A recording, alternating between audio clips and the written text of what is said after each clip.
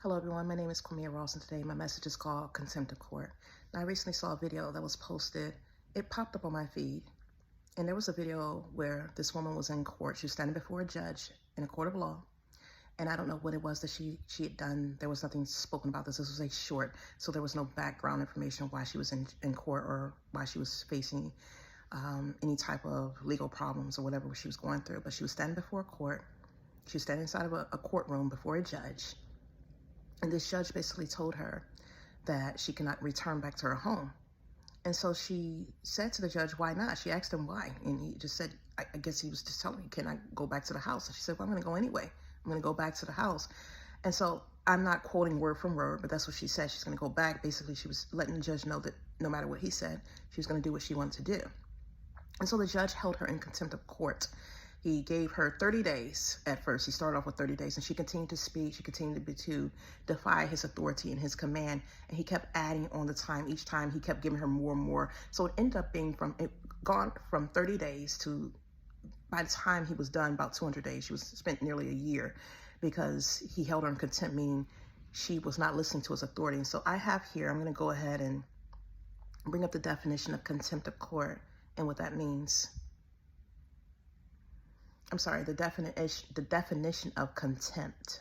So contempt is the act of despising the state of mind of who despises, disdain, having a lack of respect or reverence for something, the state of being despised, and disobedience. In this case, this is what we're going by.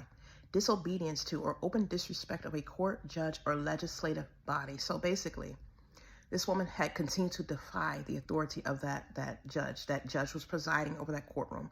And as you know, here, when the judge is has the control. When you're in any type of court of law, the judge presides over it. He's given that authority. That is his power that has been given to him and that position. And so when she's in his courtroom, she has to obey his laws and abide by what his commands are. And she did not do that. So he held her in contempt. Basically, what that means is he showed that her disregard of his respect, her disregard for respect of the court, respect of the judge and his authority, he basically punished her for that. And so I'm going to look at the comments here, because there were a couple of comments where they were saying things about her behavior. And so I'm just going to read a couple of them. One of them said, standing before someone wielding enormous power over her, she still cannot control her emotions. Imagine, unfettered on the streets, how she behaves.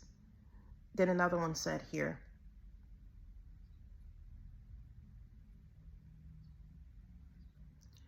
let me look at the other one. And then it says, if she can't control herself when she's at the mercy of a judge, imagine what her men and children has to deal with. So basically what they were saying was, this person is standing before a powerful judge who basically holds her life in his hands. He basically gets to decide what happens to her because he's the judge. He has the power. He has the authority. She is at his mercy, meaning whatever he decides to happen to her, it is in his control and power. So basically she should be listening to him and obeying him and respecting him, but she chose not to. And so the same that happened here with this judge, just as the judges here on this earth have power, and when we stand before them, we are at their mercy. God is an ultimate judge. He is the King of Kings and he is the Lord of Lords. And the same goes. I'm going to go ahead and read some scriptures about referring to how God is our judge. I'm reading from 1 Chronicles chapter 16, verses 31 through 33, and it says, let the heavens be glad, and let the earth rejoice, and let man say among the nations, the Lord reigneth. Let the sea roar in the fullness thereof. Let the fields rejoice in all that is therein. Then shall the trees of the wood sing out at the presence of the Lord, because he cometh to judge the earth. Now I'm looking at Psalm 67, 3 through 6, and it says, let the people praise thee, O God. Let all the people praise thee. O let the nations be glad and sing for joy, for thou shalt judge the people righteously and govern the nations upon earth. Let the people praise thee, O Lord. Let all the people praise thee. Then shall the earth yield her increase, and God, even our own, God shall bless us. Now I'm going to read Psalm 75, verse 7, and it says, but God is the judge. He putteth down one and setteth up another. And continuing, I'm at Psalm chapter 98, verses 8 through 9. It says, let the floods clap their hands. Let the hills be joyful together before the Lord. For he cometh to judge the earth with righteousness. Shall he judge the world, even and the people with equity? And I'm reading here verses, this is the book of Isaiah chapter 33, verse 22. And it says, for the Lord is our judge. The Lord is our lawgiver. The Lord is our king. He will save us. Then continuing further, we're at 2 Timothy chapter 4, verses 1 through 4. It says, I charge thee therefore before God and the Lord Jesus Christ, who shall judge the quick and the dead at his appearing in his kingdom. Preach the word, be instant in season, out of season, reprove, rebuke, exhort with all long suffering and doctrine. For the time will come when they will not endure sound doctrine, but after their own lust shall they heap to themselves teachers, having itching ears, and they shall turn away their ears from the truth, and shall be turned unto fables. And finally, I'm going to read here from the book of Hebrews, chapter 10, verse 30 says, for we know him that saith, vengeance belongeth unto me. I will recompense, saith the Lord. And again, the Lord shall judge his people. So these are all instances in the Bible, and there's tons of scriptures about God that refer to God being a judge, that imply that God is our judge. Yes, we have earthly judges here on this earth who are supposed to judge righteously and fairly, who are supposed to carry out and govern the laws and enforce the laws in a righteous manner. And that has been given to them. But God is our judge. He is ultimately the ultimate judge over everyone. And I'm going to read here a couple instances where King David himself acknowledged God as a judge. I'm looking at Psalm chapter 41, verse 1. It says, judge me, O God, and plead my cause against an ungodly nation. O deliver me from the deceitful and unjust man. Psalm 35, verse 24. Judge me, O Lord, my God, according to thy righteousness, and let them not rejoice over me. So there are many instances in the Bible where God is our judge. Yes, we have man here on this earth. God has created man. God has made his laws. He's given his laws unto man, and he expects man to govern his laws and to judge righteously and fairly. Now I'm going to go in some scriptures here that talks about how the judges on this earth, those in position of authority and power, those who are governing our laws, how they're supposed to behave. And this is just a couple of the instances, especially those who belong to God. Now I'm looking at Deuteronomy chapter 25, verse 1. It says, if there be a controversy between men, and they come into judgment, that the judges may judge them, then they shall justify the righteous and condemn the wicked. Now Deuteronomy chapter 1, verse 16 says, and I charge your judges at that time, saying, hear the causes between your brethren, and judge righteously between every man and his brother, and the stranger that is within him. So as you see how the judge is supposed to behave, the judge is supposed to not use bias, not use partiality. They're supposed to judge based off righteousness, based off wrongdoing. If someone has done something unjust, if someone has committed a crime, someone has done evil to someone has stolen from someone, or mistreated someone, or taken advantage of someone, done something that was wrong, and put someone at a disadvantage. If someone has basically used their power and exerted their authority and abused their power over that person, the judges who are in control, who are governing, they're supposed to judge righteously and fairly. That's what's supposed to be done. But if our judges are not doing what they're supposed to do, there is a judge over every judge. There's a judge over the laws of man. I talk about this all the time. And when people say that this woman, we're going back to this woman who sat in front of that judge, when she sat there and she became in contempt, meaning she did not show regard for this judge's authority and power. She continued to do what she wanted to do and disregarded his authority. She disregarded what he was saying. He was able to hold her in contempt, meaning he was able to punish her now. And so that's the same that goes with God. God has governed and made his laws, and he made his laws of how you're supposed to be working, how we're supposed to act on this earth. And there are many people who still, even though they know that God he gives us mercy, they know that he has all this power and that we're at his mercy, they still choose to do what they want to do in God's eyes. They still can choose to blatantly disregard his laws and continue to go against his word and do what they want to do. They mistreat their own brethren. They mistreat and oppress people. They mistreat the poor and the fatherless. They afflict them. They go against his servants who he has called to execute his word and to speak out and tell the people what they're supposed to be doing and what they are doing wrong. And these are prophets. Yes, the prophets are still here. He did not come to get rid of the prophets, as it says that in the Bible. And many people want to disregard the voices of the prophets, disregard the voices of his servants, and they want to do what they want to do. And they continue to hold in contempt those who are speaking out on behalf of God. Because again, like you go back to that scripture, they're going to be a place where they don't want to hear sound doctrine. And there are people who are at that point right now where they don't want to hear any words that will correct them or any type of words that will reprove them and bring them out of their sins and their bondage. They want to continue to do what they want to do. They want to continue to walk in their own way and give into the lust of their flesh. And so their ears itching to hear good reports. They want to hear scriptures. They want to hear ministries and sermons of blessings and blessings and honor. But you cannot receive the blessing if you don't get to the place where you're supposed to be with God. And so that's why the servants are sitting here and they're supposed to give the word. But when you retaliate against the servants and then you mistreat them and abuse them, or when you oppress God's people and he sends someone to speak to you about it, to correct you and show you where you've gone wrong, and then you don't take heed. You disregard that judge, which is God. Because see, the servants who are acting on behalf of God, now they're representing him. Just as if you're in a courtroom, anyone that is there, like the bailiff, all of those who are operating underneath that courtroom, they have been given privileges and they've been given the position, the authority, and power to act under that judge. You're supposed to respect every last one of them. And so when we have servants here on this earth and they're doing what God tells them to do, they're acting as and basically ambassadors for Jesus Christ. They're basically speaking out his word and they're executing his word and enforcing it and showing it, and they're doing what he tells them to do, and you act out and you come up against them. Now you're disregarding God. You're in contempt of his courtroom now. And so that's what's going on. And a lot of these messages are they're being fished and pushed out here.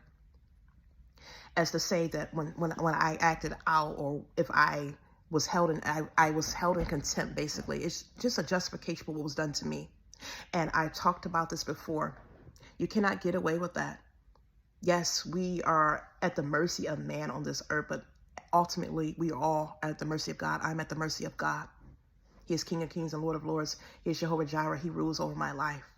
His will is supposed to be done in my life.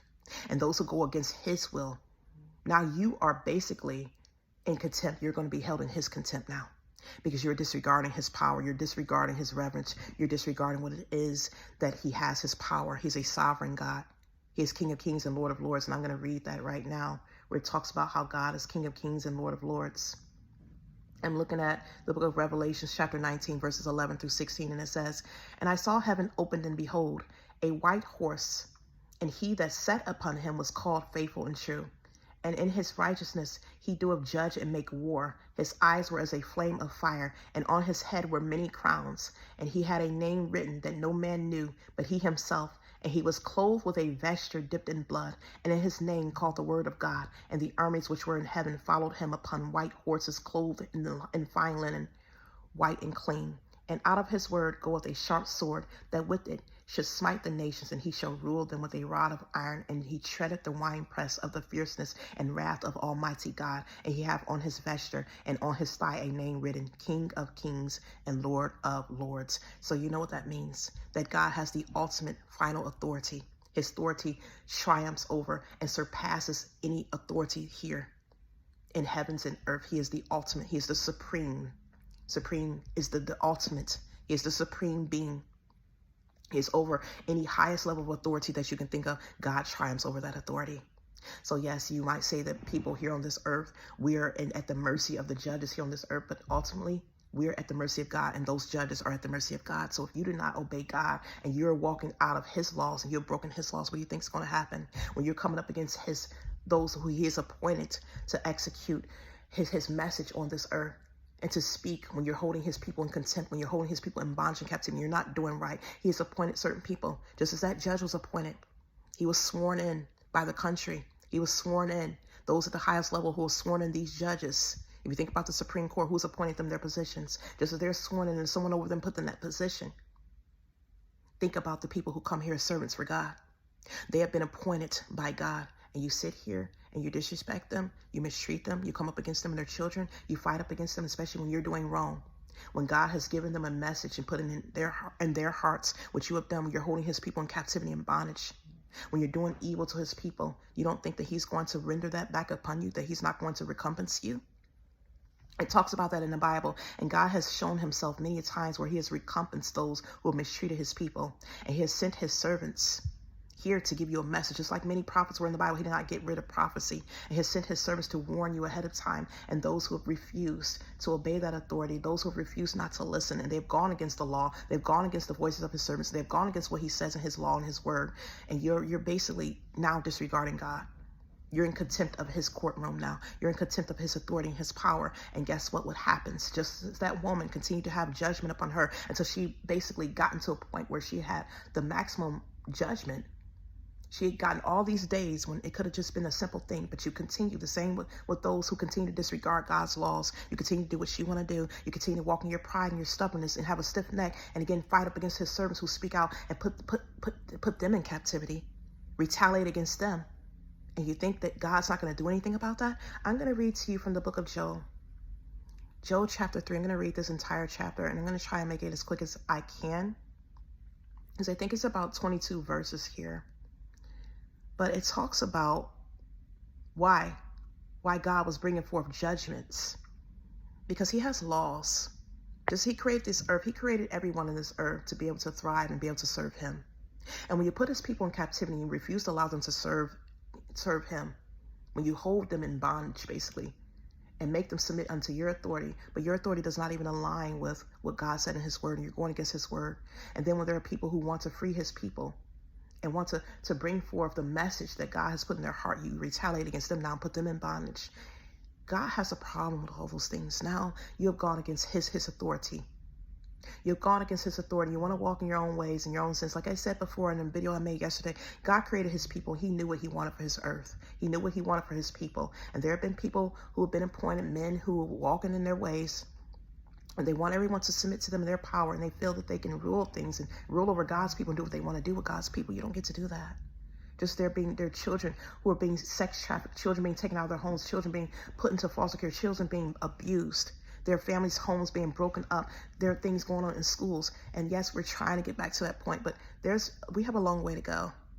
And God has seen all this. There have been people who have acted out and done all kinds of things because they've had a power and authority and a position. They've abused that and they've gone against God. They've rebelled and they've chosen not to submit and surrender unto him and his sovereignty.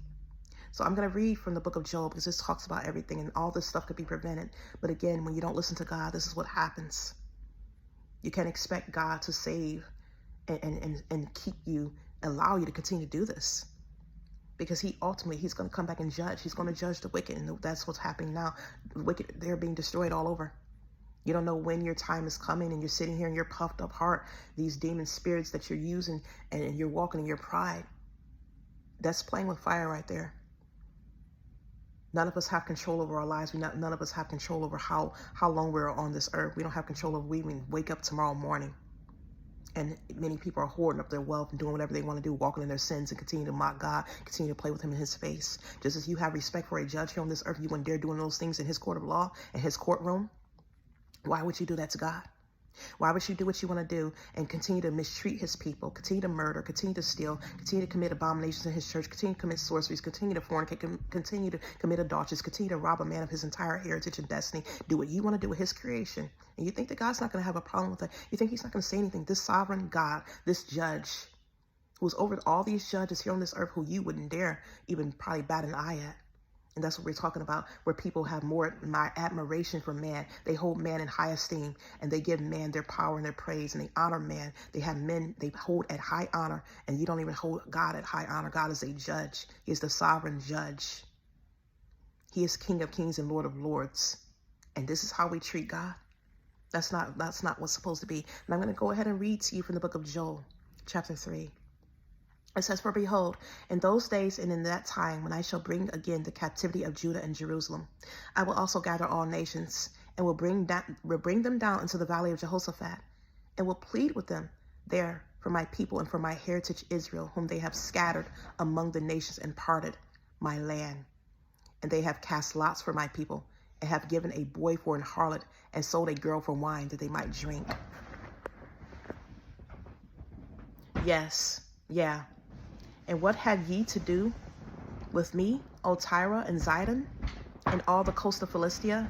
Will ye render me a recompense? And if ye recompense me swiftly and speedily, will I return your recompense upon your own head? Because ye have taken my silver and my gold, and have carried into your temples my goodly pleasant things.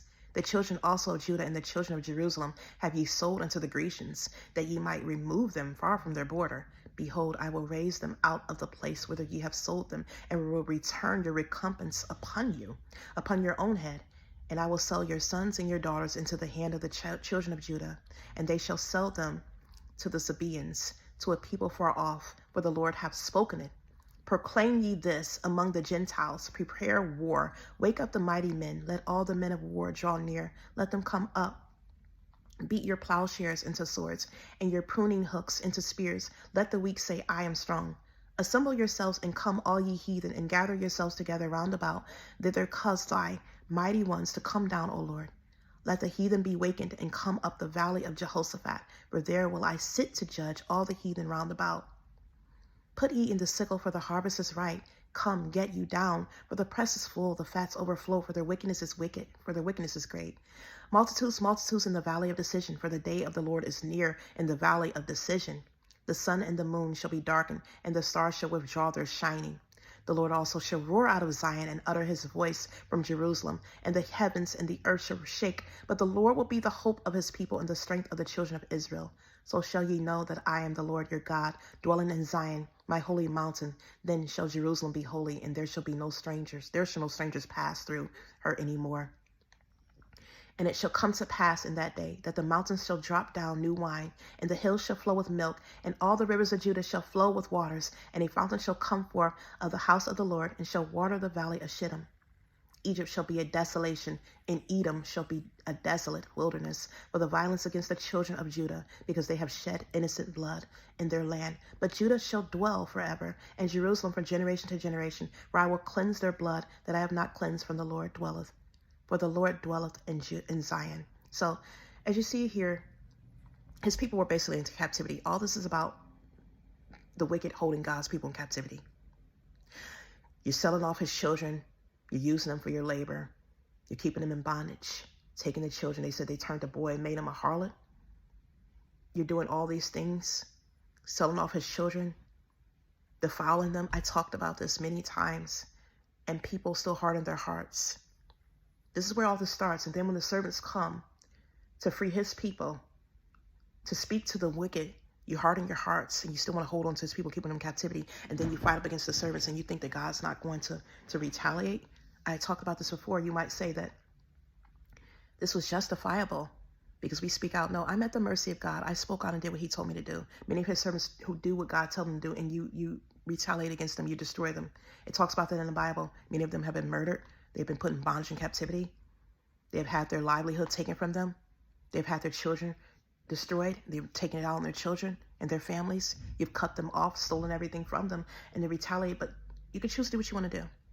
Choose to do what you want to do with this message. I am just a spokesperson and an ambassador for Jesus Christ. God sent me. He appointed me. And those of you who know, you know what this message means. I speak with this message. What this message sees, you can read between the lines. Those with the Holy Spirit, those who know, those who understand the word and the Bible, you understand exactly what this message is saying to you. So you can choose to do what you want to do with this message. But remember that you're at the mercy of the judge. You're at the mercy of the King of Kings.